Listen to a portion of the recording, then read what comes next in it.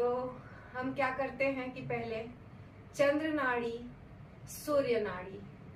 सबसे बड़ी चीज की सूर्य जो है गर्म है, चंद्र जो है शीतल है।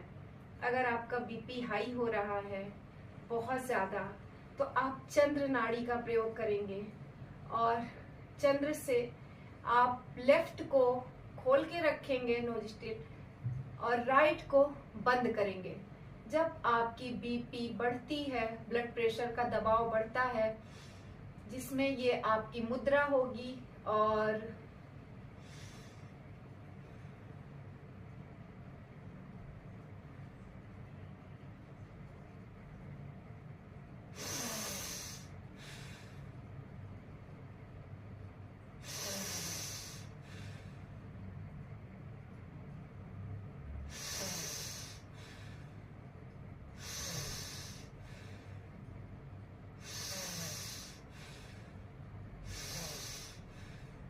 हम चंद्र नाड़ी से सिर्फ एक तरफ से हम सांस को ऊपर नीचे करते रहेंगे, क्योंकि यहाँ से हमारा ब्लड प्रेशर नियंत्रित होगा।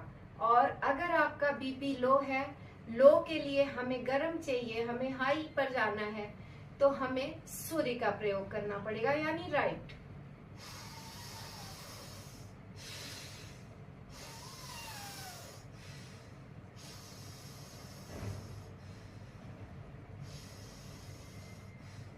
सीधे बैठ जाए और राइट से करीब एक बार में 5, फिर दूसरी बार 5, फिर तीसरी बार 5। सर भारी नहीं होना चाहिए, सर हल्का होना चाहिए। अगर सर में दबाव पड़ता है तो छोड़ दीजिए उसको। तो ये सूर्य से हम 5 और चंद्र से हम 5। अगर याद रहे, जब ब्लड प्रेशर हाई होता है तो हम चंद्र यानी बाएं, और जब बीपी कम होता है तो सूर्य यानी दाएं। दोनों तरफ से हमें एक एक को प्रयोग करना है, दोनों को कभी साथ में नहीं लेना है। जब पूर्णतया स्वस्थ है तो दोनों को साथ में लेंगे और साथ में लेके करेंगे। इसलिए जब भी बॉडी गर्म होती है, आपको फीवर हाई होता है, आप दवा करिए, जितनी भी दवा है डॉक्टर ने बताई है सब यूज करिए। लेकिन दूसरा काम एक अपने साथ, अगर आपके शरीर में हिम्मत है तो चंद्र नाड़ी को चलाइए। और इससे क्या होता है कि धीरे धीरे धीरे धीरे फीवर नीचे आना शुरू हो जाता है। लेकिन दवा मत रोकिए, दवा लेते रहिए। और उसके बाद जब आपका बुखार कंट्रोल में आए तो आप ये चंद्र नाड़ी, अब आपको लगता है कि फीवर चढ़ रहा है और अभी आपने दवा थोड़ी देर कर दी है,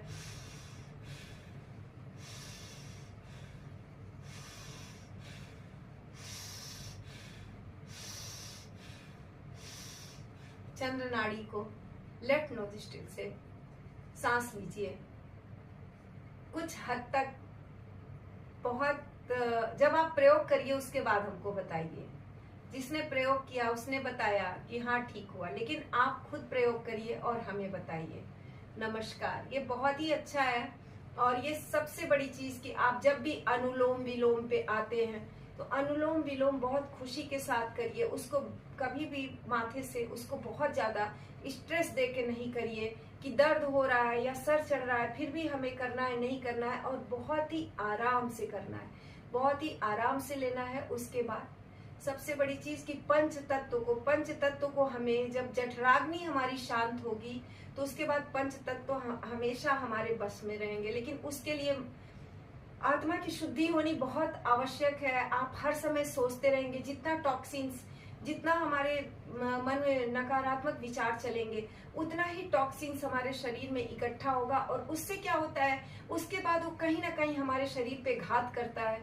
1 दिन 2 दिन 3 दिन अगर नकारात्मक किसी के प्रति गुस्सा, किसी के प्रति ईर्ष्या या खुद के प्रति आप अपने आप को दोष समझ रहे हैं कोई भी, तो उसका असर धीरे धीरे बॉडी में कहीं ना कहीं कोई ना कोई नाड़ी में दिक्कत आएगी। कहीं ना कहीं आपको शरीर में विकार होने शुरू हो जाएंगे। वो चाहे किसी छोटी छोटी चीजों को होते होते वो गंभीर होते जाएंगे।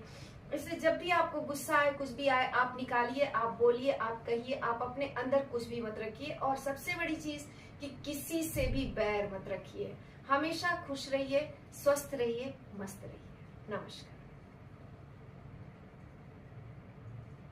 आइए अब चलते हैं आज की शांति और तनाव, शांति की तरफ और तनाव से। आइए आज चलते हैं, हम तनाव के बारे में बात करते हैं। क्योंकि जब एक लेवल पे आप तनाव झेल चुके होते हो, वहां से जब निकलने का रास्ता मिलता है ना, तो बहुत शांति मिलती है। और जब उस तनाव को आत्मसात कर लेते हो तो आपकी बॉडी में कहीं ना कहीं विकार पैदा होने शुरू हो जाते हैं, जो गंभीर बीमारियों के रूप में निकलते हैं। हमेशा अगर दिमाग में हमारे सोच चलती रहेगी तो कहीं ना कहीं हमारे शरीर में विकार पैदा करेंगे। इसलिए सकारात्मक सोचें, सही सोचें। उसके लिए हमें क्या करना है? सबसे बड़ी चीज कि हमें शंख मुद्रा का प्रयोग करना है, जिससे हमारा दिमाग बहुत शांत रहता है। शंख मुद्रा के लिए हमें लेफ्ट नीचे, राइट ऊपर हाथ को खोल के रखेंगे। लेफ्ट अंगूठे को राइट से मुट्ठी बांध के उसको दबाएंगे। मुट्ठी बांध लेंगे, अंगूठे को मुट्ठी में दबाएंगे और धीरे धीरे अंगूठे को खुला छोड़ेंगे राइट हैंड के, और धीरे धीरे इसको हम दोनों को जोड़ेंगे। ये हमारा हो गया शंख मुद्रा। लेफ्ट